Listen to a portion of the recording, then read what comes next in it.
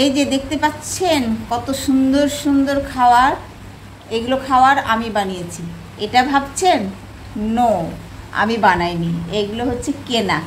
আর দেখতে পাচ্ছেন এই খোড়াগুলো এই খোড়াগুলো দেখতে পাচ্ছেন ফাঁকা পড়ে আছে, এগুলো আসলে ভাগ হবে। এগুলো খোড়াতে যাদের যাদের ছেলে মেয়ে একটু একাধিক ছেলে মেয়ে আছে না, তাদেরকে এইভাবে একটা প্লেটের খাবার মানে ভাগ করে খাওয়াইতে লাগে, এইভাবে ভাগ করে আমার মতো করেই। ফ্রেন্ডসগণ, কাদের কাদের বাড়িতে এরকমভাবে ভাগ করে বলুন তো, একটু কমেন্টে জানাবেন তো, কি এরকম করে কারা কারা ভাগ করে খাওয়ায় বাচ্চাদেরকে। আমি তো ভাগ করতে যখন বসি সমস্যায় পড়ে যাই। আমি ভাবি একটা কম্পিউটার পাল্লা কিনবো, যেন একটুও কম বেশি না হয়, একদম মেপে মেপে আমাকে। এই যে এবার এটাতে বেশি ডিম পড়ছে নাকি, আমি তো সমস্যায় পড়ে গেলাম। হ্যাঁ, এবার কি করে এগুলো ভাগ করবো আমি? আমি কি জ্বালায় পড়ে গেলাম। এইভাবে হয় নাকি ভাগ? হ্যাঁ, যার যেটা ভাগে পড়েছে, এটা এটা যার যেটা ভাগে পড়েছে সে সেটা খাবে। একটা দিলেই হয়। হ্যাঁ, একটা দিলেই হয়। ভিডিওতে বলতেছে একটা দিলেই হয়, এমনি সময় দেখবে, এমনি সময় তো ঝগড়া করে নাকি?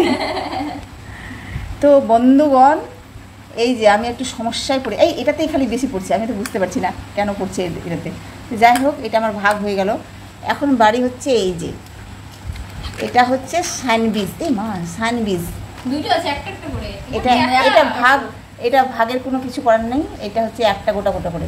কেউ এখন খাবি না, এখন আমার ভিডিও হচ্ছে, কেউ এখন প্রবলেম করবি না। হ্যাঁ, এই এখন ভিডিও হচ্ছে, এখন ভাগ করলাম শুরু।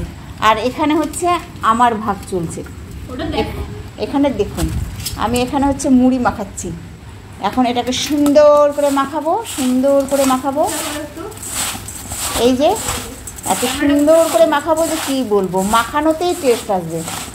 দোকানদার যে সুন্দর করে বানিয়েছে ওটাতে টেস্ট আসবে না, আমার মাখানোতেই টেস্ট আসবে। এই যে দেখো কত সুন্দর করে মাখাচ্ছি, দেখতে পাচ্ছেন ফ্রেন্ডসগণ? এটা এখন আমি খাবো। কিসের সঙ্গে খাবো জানেন? আমি হচ্ছে লাল চায়ের সঙ্গে খাবো। এই যে লাল চা পাশেই বসেছিল, ও শুধু ওয়েট করছিল যে আমাকে কখন দেখাবে, এই জন্য আমি দেখিয়ে দিলাম। ওকে দেখে ময়া লাগছিল, এক সাইডে পড়েছিল তো, ওকে তো আমাকে লাগবেই লাগবে, এছাড়া আমার উপায় নাই। এটা আমার সবচেয়ে ভালো বন্ধু, এটা না খেলে আমার এনার্জি আসে না, সেই জন্য এটা আমার ভালো বন্ধু লাল চা। আর এটা এখন সন্ধ্যার সময়, আমাদের সন্ধ্যার নাস্তা। আমার ছেলেকে দিয়ে দিলাম, আর এটা হচ্ছে আমার মেয়ের জন্য। তো এখান থেকে একটু আমি নিয়ে নেবো, কারণ আমাকেও খেতে ইচ্ছা করছে, আমি কেন ছাড়বো। আমি এই ভাগটা নিয়ে নিলাম। আর এই যে মুড়ি অনেকগুলো মাখিয়েছি, এখন হচ্ছে খাবো। দেখো ফ্রেন্ড, আবার বিস্কুটও লাগে নাকি চায়ের সাথে? আমি আবার গ্লাসে নিয়েছি চা, আর আমার মেয়ে একটা খোড়াতে নিয়েছে। এই যে খোড়া, এই যে দেখে নাও খোড়াটা। আর এই যে বিস্কুটও লাগবে। এত খাবার আছে তবুও ওদের এটা দিয়ে হবে না। এই যে আমার মেয়ের খাওয়ার স্টাইলটা দেখেন, একটা খোড়াতে নিয়েছে। খোড়াটা একটু দেখেন তো ভালো করে, কীরকম আছে, লাল লাল খোড়া। আমি অল্পটুকু চা খাই। ও আবার অল্পটুকু চা খায়? হ্যাঁ, এটাও শুনে নিন, আমার মেয়ে চা খায় না, তবে অল্পটুকু খালি ভিজিয়ে ভিজিয়ে খাই। আর আমি তো গ্লাসে নিয়েছি। আহা, গ্লাসের মধ্যে ভালো করে চুবে গেল রে। কাপের মধ্যে নিয়ে শান্তি পাওয়া যায় না, কাপের মধ্যে ঢুকেই না বিস্কুটগুলো।